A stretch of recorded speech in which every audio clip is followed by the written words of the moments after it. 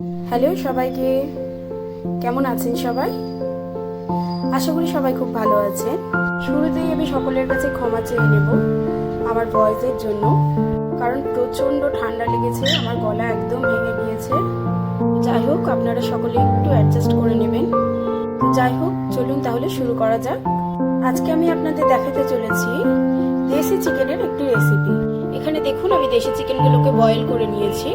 এই রেসিপিটি তৈরি করার জন্য চলুন দেখি কি কি সরঞ্জাম লাগছে আমার। চলুন তবে একবার দেখে নেওয়া যাক। চিকেনটি তৈরি করার জন্য আমার এখানে প্রয়োজন, দেখুন আমি এখানে পেঁয়াজ কুচিয়ে নিয়েছি, আর এখানে পাশে গোটা রসুন নিয়েছি। আমাদের বাড়িতে মাংসে গোটা রসুন খেতে সবাই খুব ভালোবাসে, জানেন তো, সেই কারণেই আমি গোটা রসুনগুলো নিয়ে নিয়েছি। গোটা রসুনের মাথাটা কেটে চোকাটা ছিলে পেছন দিকটাও একটু কেটে নিয়েছি। দেখুন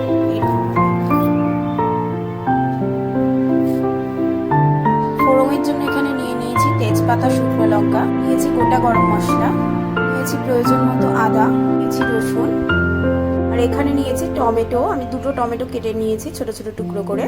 আর নিয়েছি দেখুন গোলমরিচ, গোটা গোলমরিচ নিয়েছি।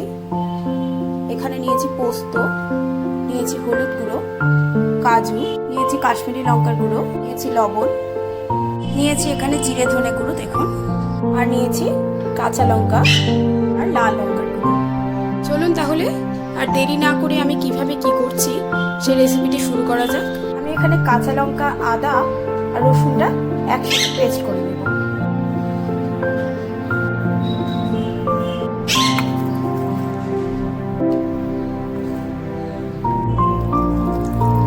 এবার টমেটোটাও পেস্ট করে নেব।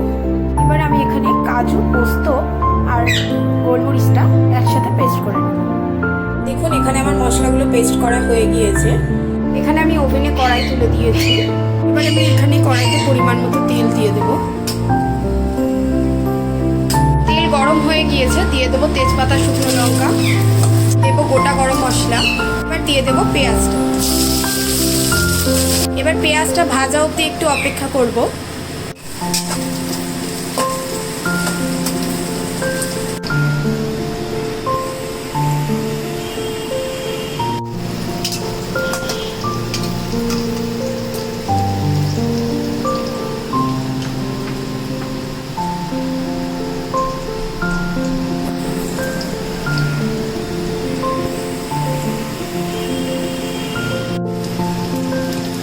দেখুন এখানে আমার মশলাটা ভাজাও হয়ে গিয়েছে, মশলা থেকে তেল ছেড়েছে। দেখুন এই অবস্থায় দিয়ে দেবো টমেটোর পেস্টটা। এবার দিয়ে দেবো পরিমাণ মতো হলুদ, দেবো পরিমাণ মতো লবণ, দেবো পরিমাণ মতো ঝাল লঙ্কার গুঁড়ো। এবার খুব ভালো করে নাড়াচাড়া করে নেব। জিরে ধনে গুঁড়োটাও দিয়ে দিব। কোনো মশলাটা খুব ভালো করে নাড়াচাড়া করে নিয়ে বয়েল চিকেনটা আমি দিয়ে দেবো এর মধ্যে। আমি এখানে আমার বয়েল করা চিকেনটা দিয়ে দিচ্ছি।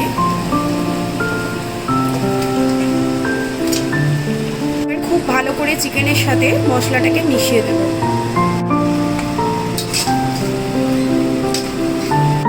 মশলাটার সঙ্গে মাংসটা খুব ভালো করে মেশানো হয়ে গিয়েছে। এবার আমি এতে দিয়ে দেবো কাশ্মীরি লঙ্কার গুঁড়োটা। আপনারা চাইলে পরেও দিতে পারেন, আমি দিয়ে দিচ্ছি এখনই।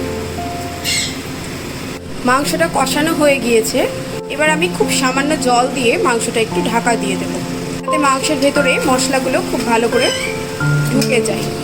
আমি জলটা দিয়ে দিলাম। এই অবস্থায় আমি গোটা রসুনগুলোও মাংসের মধ্যে দিয়ে দেব, দিয়ে ঢাকনাটা দিয়ে দেব।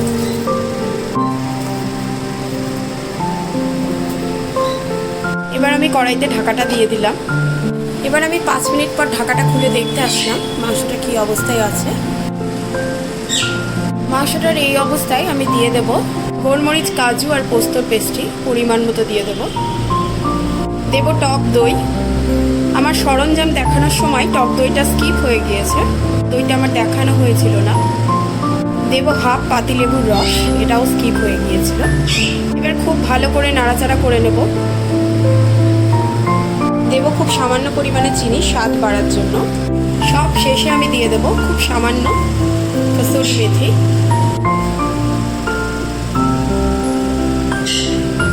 আর দেব খুব সামান্য পরিমাণে বাটার।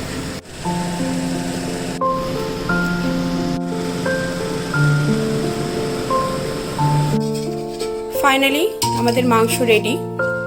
আচ্ছা, আপনারা বলুন তো এই রান্নাটির নাম কি দেওয়া যেতে পারে?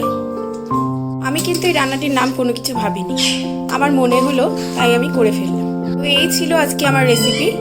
আপনাদের যদি ভালো লাগে অবশ্যই আপনারা লাইক, কমেন্ট, শেয়ার করবেন। আর অবশ্যই এই রেসিপিটি বাড়িতে আপনারা করে খেয়ে জানাবেন যে কীরকম হয়েছে। সবাই ভালো থাকবেন, সুস্থ থাকবেন। আমি আজকের মতো বিদায় নিচ্ছি।